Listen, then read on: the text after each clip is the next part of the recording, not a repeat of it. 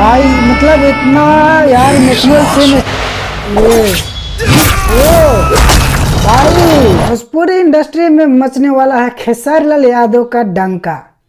Global music junction भाई लेकर जबरदस्त मूवी भाई, title name and mass movie. Trending star Khesari Lal Yadav का जबरदस्त मूवी आने वाला है भाई।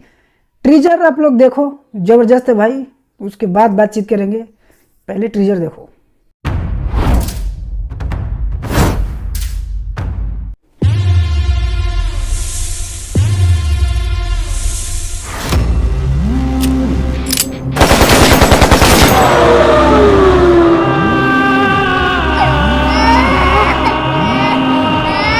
भाई मतलब इतना यार इमोशनल सीन स्टार्टिंग में भाई, ट्रेलर में कुछ और मजा आने वाला है। भाई एक्शन भाई, वाह मसालेदार मूवी होने वाला है।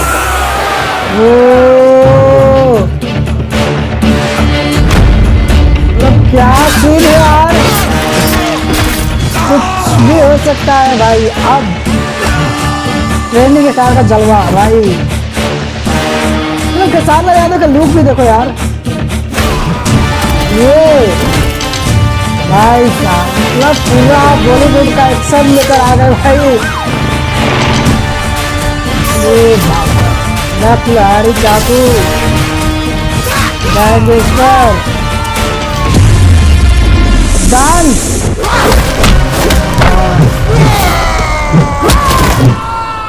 गजब खतरनाक है यार।